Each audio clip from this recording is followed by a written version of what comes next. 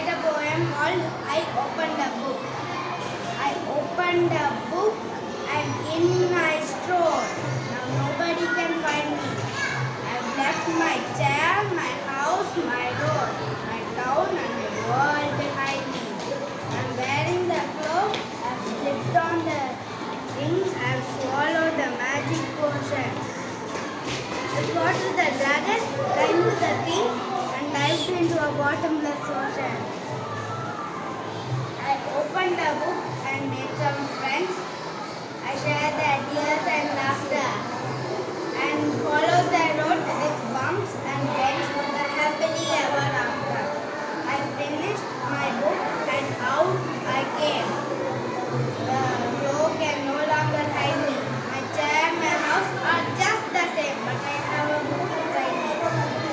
Thank you. My family. My name is Akshara.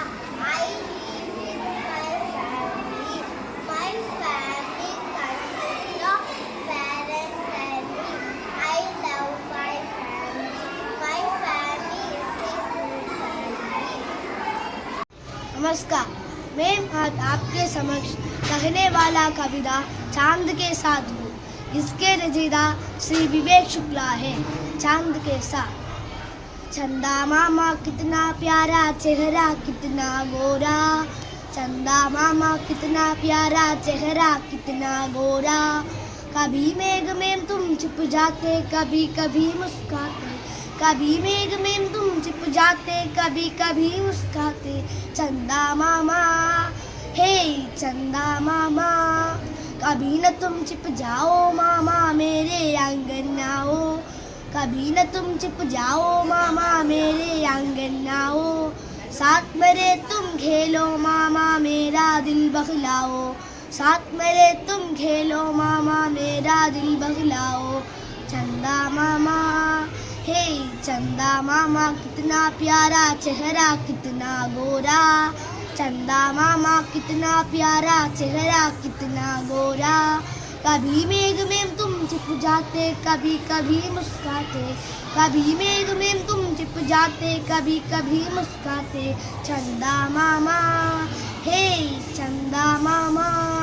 धन्यवाद। होंगे कामयाब, हम होंगे कामयाब, हम होंगे कामयाब एक दिन।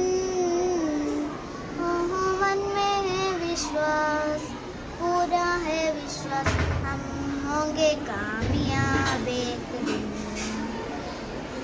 होंगे कामयाब, हम होंगे कामयाब, हम होंगे कामयाब एक दिन।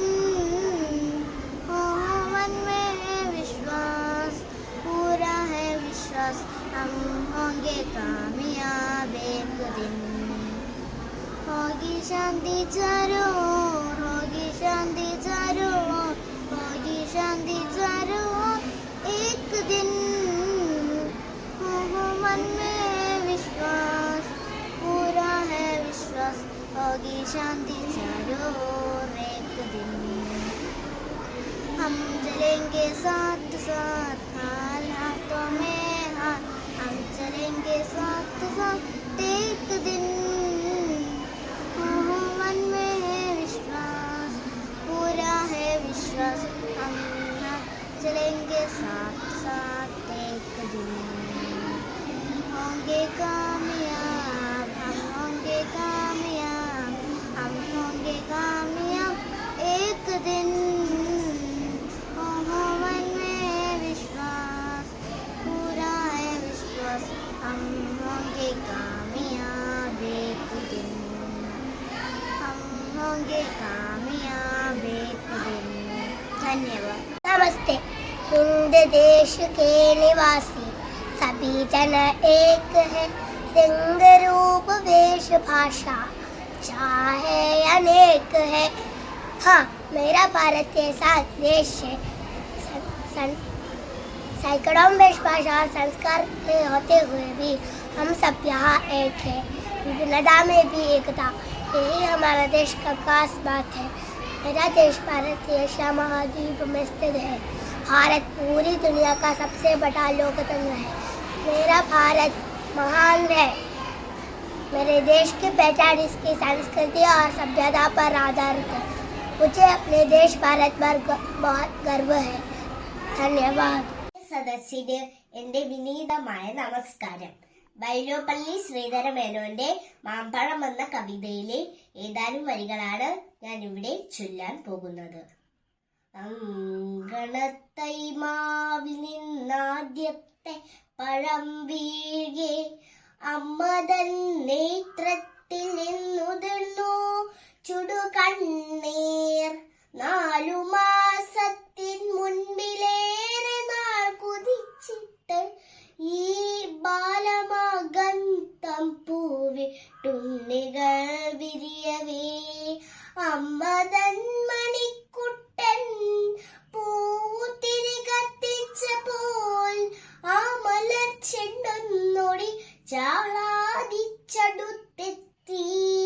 ചുടിച്ചു മാതാവപ്പോൾ ഉണ്ണികൾ വിരിഞ്ഞ പൂവൊടിച്ചു കളഞ്ഞല്ലോ.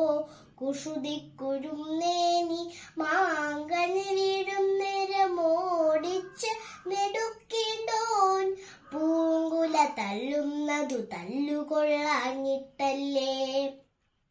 പൈതലിൻ ഭാവം മാറി വദനാംബുജം വാടി കൈതവം കാണാ കണ്ണുനീർ തടാകമായി. മാപ്പഴം പൊറുക്കുവാൻ ഞാൻ വരുന്നില്ലെന്നവൻ മാൻപഴും മലക്കുലേറിഞ്ഞു വെറും മണ്ണിൽ.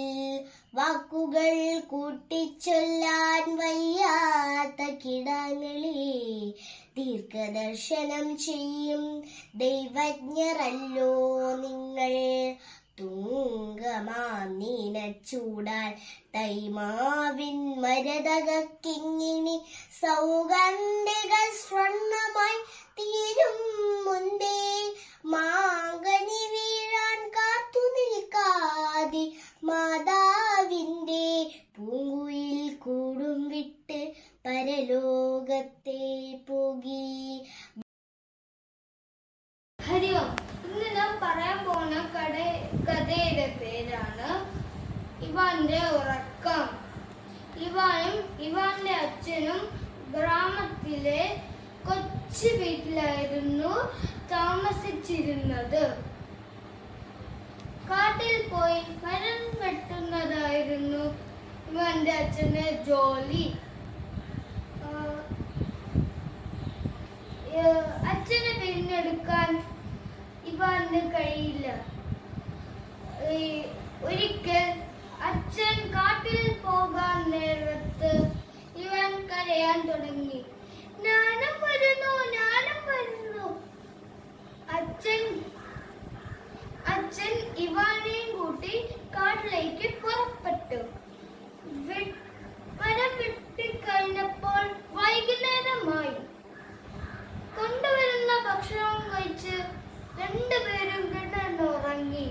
കുറെ കഴിഞ്ഞപ്പോൾ ഒരു കടുവ അങ്ങോട്ട് വന്നു. മണം പിടിച്ചായിരുന്നു കടുവ അങ്ങോട്ട് വന്നത്. കടുവ കുറച്ചു നേരം ആലോചിച്ചു നിന്നു. ഇതെല്ലാം കണ്ടുകൊണ്ട് അടുത്തുള്ള കുളത്തിലെ മുതല ചോദിച്ചു, കടുവച്ചേട്ടാ എന്താണ് ആലോചിക്കുന്നത്? മുതല പറഞ്ഞു,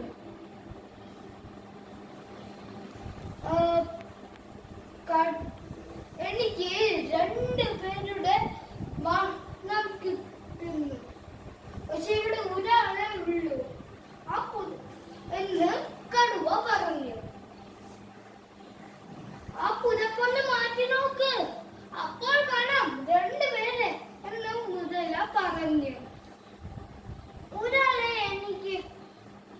ഒരാളെ ചേട്ടനെടുത്തിട്ട് ഒരാളെ എനിക്ക് വെള്ളത്തിലേക്ക് ഇട്ടു തരണം, മറക്കരുതേ എന്ന് മുതല പറഞ്ഞു.